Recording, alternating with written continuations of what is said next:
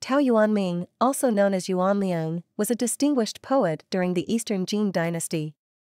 He was not only a master of poetry but also excelled in prose and rhetorical writing. Many of his works are rich in content, filled with genuine emotions and simplicity. His distinctive naturalistic style and profound sentiments have etched a unique place in literary history. He was born into a declining bureaucratic family, with his great-grandfather, Tao Can, being a notable meritorious official during the early Eastern Jin dynasty.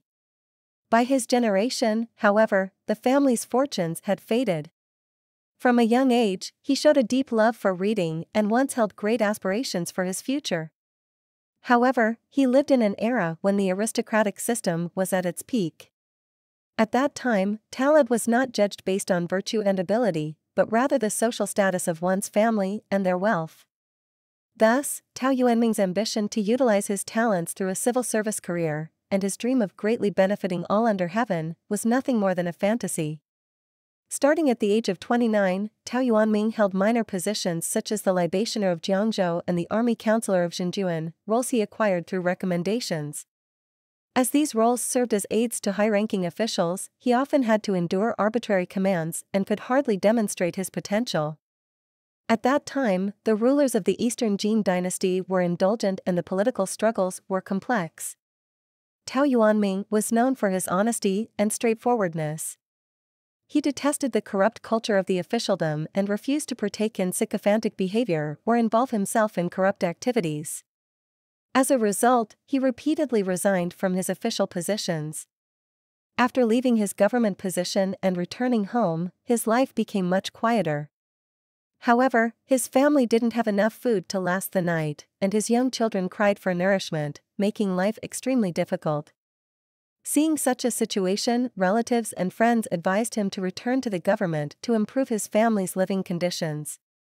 Tao Yuanming, feeling that he had no other skills to make a living, reluctantly agreed. Therefore, in the first year of the Ishi era of Emperor Jinan, 405 AD, he took up the post of the county magistrate of Pengze. In November of that year, an inspector was sent from the county to Pengze for an inspection. Tao Yuanming was not at all concerned. He thought to himself, "I've only been the county magistrate for over 80 days, and I've made no mistakes. Let him investigate if he wants to." Tao Yuanming's nonchalant attitude greatly upset a worldly-wise petty official by his side. He said to Tao Yuanming, "The inspector represents the county governor, you must not neglect him. You should dress neatly and greet him respectfully from afar."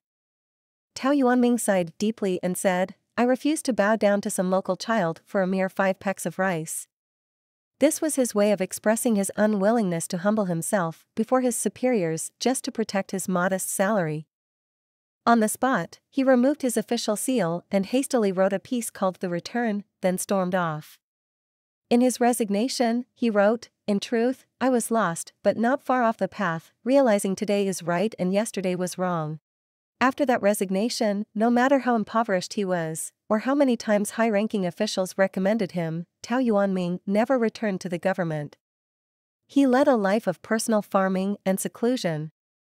Having participated in labor and interacted with the people, many of his poems reflected the hardships and desires of the people, and are still recited and praised to this day.